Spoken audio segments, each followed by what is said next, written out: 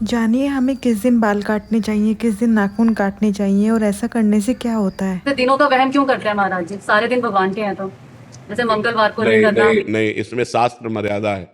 इसमें जो शास्त्र मर्यादा है उसका हमें पालन करना चाहिए। जैसे संध्या के समय मैथुन नहीं करना, भोजन नहीं करना, शयन नहीं करना, उस समय जप करना, भगवान का ध्यान करना। तो शास्त्र जो आज्ञा करता है हम अगर उसका पालन करेंगे तो हमारी उन्नति होगी। अब जैसे गुरुवार के दिन किसी भी स्थिति में बाल नहीं कटाना, द्वादशी के दिन किसी भी स्थिति में तुलसी जी को नहीं छूना। तो जो शास्त्र मर्यादा बनाई गई अब उसमें हम क्यों नहीं कह सकते, क्योंकि ये ब्रह्म ऋषियों के द्वारा बनाई हुई मर्यादा है। बुधवार को और शुक्रवार को आप बाल कटवा सकते हैं, लेकिन अन्य दिनों में कटवाने से आपके पुण्य क्षय होंगे। ब्रह्म ऋषियों ने जो मर्यादा बना रखी है अगर हम उससे चलेंगे तो हमें ज्यादा लाभ मिलेगा। अब रोज सुबह लोग बाल आदि, तो हम कहते हैं केवल बृहस्पतिवार को मत करवाओ, और ना मानो तो गुरुवार का दिन परम पवित्र गुरु के लिए है, उस दिन आप क्षौर कर्म न करें, बिल्कुल निषेध है। नहीं, उससे पुण्य नष्ट होते हैं, आयु नष्ट होती है, बुद्धि नष्ट होती है। अब अगर आप नहीं मानोगे तो वैसे ही आपके आचरण होते चले जाएंगे, गिरते चले जाओगे। देखो, आप सब लोग यहाँ क्या देखने आए हो, हम आपको बता रहे हैं। आप यहाँ क्यों आए हो, हम दो बातें आपसे रखते हैं। आप क्या देखने आए हो और आप यहाँ क्यों आए हो। तो आप यहाँ देखने आए हो साधुता, भगवान के भक्त का दर्शन जो शास्त्र के अनुसार चलता है। आप आए हो अध्यात्म को पाने के लिए, आप आए हो सुख शांति के लिए, आए हो कि नहीं। अगर हम धर्म से ना चलते हो तो आप हमारे दर्शन करने आओगे क्या। हम भी तो एक मनुष्य हैं, हम भी तो आप जैसे ही हैं। अगर हमारे अंदर अध्यात्म ना हो तो आप क्या सुनने आए हो। तो आप सोचो, उन्हीं ब्रह्म ऋषियों ने ये मर्यादा रखी। वैसे ही जब हम चलते तो हमारे अंदर तेज, हमारे अंदर शांति, हमारे वचनों का प्रभाव, हमारे दर्शन मात्र से तुम्हें सुख मिलेगा। तो क्या वो आप नहीं बन सकते।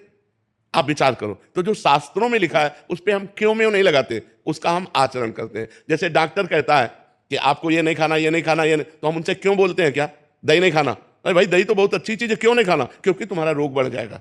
जब तुम ठीक हो जाओगे तब तुम सब कुछ कर सकते हो, लेकिन जब तक ठीक नहीं होते तब तक तुम्हें दही नहीं खाना, ऐसा मना किया जाता है ना। जब तक हमारा ज्ञान नष्ट नहीं हो जाता तब तक ये सब बातें, और ज्ञान नष्ट हो गया तो फिर कोई नियम नहीं, फिर वो सबके ऊपर पहुंच जाता है। जब स्वस्थ हो गया तो खूब दही खाओ, क्या परेशानी है। जब आप आत्मा स्वरूप में स्थित हो गए, देह भाव खत्म हो गया, तो बार बने या बना रखा रहे, क्या फर्क पड़ता है। तो हम अभी देहाभिमानी हैं, देह भाव से चलते हैं। तो हमें शास्त्र के नियमों का पालन करना। जो आज शास्त्र के नियमों का पालन नहीं करते हैं तो गिरते चले जाते हैं। अब ये शास्त्र आज्ञा करता है जिस दिन से गर्भ आ जाए उस दिन से माता पिता को ब्रह्मचर्य रहना चाहिए। क्यों, क्योंकि वही वीर शक्ति फिर उसके ऊपर जाएगी तो उसके दिमाग पे, उसके अंगों पे वो कुप्रभाव पैदा करेगी, वो उसकी हानि पैदा करेगी और उसमें गलत संस्कार पड़ जाएंगे। कौन मानता है। शास्त्र जो आज्ञा करता है अगर उसके अनुसार चलो तो आज सब सुखी हो जाए। पर शास्त्र की आज्ञा का कहां पालन हो रहा है। बोले प्रातः काल उठना चाहिए, ब्रह्म मुहूर्त में उठ करके गुरुजनों माता पिता के चरण छूने चाहिए। कौन मान रहा है। प्रातः काल उठ के रघुनाथा, माता पिता गुरु नावै माथा, मातृदेवो भव पितृदेवो भव अतिथि देवो भव। कहां गया। पहले लिखा होता था घरों में बड़े अक्षरों में अतिथि देवो भव, अब लिखा होता कुत्ते से सावधान, नहीं लिखा होता। तो हमारे जो शास्त्र कहते हैं उस पे हम क्यों लगाने का अधिकार नहीं करते, हम उनका पालन करते हैं। क्यों लगाने का मतलब है संशय करना, और पालन करने का मतलब श्रद्धा करना। और श्रद्धावान लभते ज्ञानम, श्रद्धावान ही ज्ञान को प्राप्त होता है, श्रद्धावान ही आनंद को प्राप्त होता है, श्रद्धावान ही परम शांति को प्राप्त होता है। इसलिए हमें लगता है शास्त्रों की आज्ञा का पालन किया जाए, ना कि उसमें क्यों रखा जाए। बस समझना है, हर भाव को समझना है। शास्त्र मर्यादा है। जैसे देखो, कहते हैं हम सब एक हैं, हम भी कहते हैं सब एक हैं। अब एक पिता के दो पुत्र हैं, एक बड़ा एक छोटा है। अब छोटा वाला बड़े के पैर छूता है, छूता है ना। अब ये मर्यादा है, शास्त्र मर्यादा है। तो देखो कितना अच्छा लगता है अगर छोटा वाला अकड़ के कर दे कि जिस बाप से तुम पैदा उसी बाप से हम पैदा हैं, क्या कमी है जो हम तुम्हारे पैर छुए। उदंडता कही जाएगी कि नहीं कही जाएगी। और जब भैया कह के पैर छूता है तो हाथ।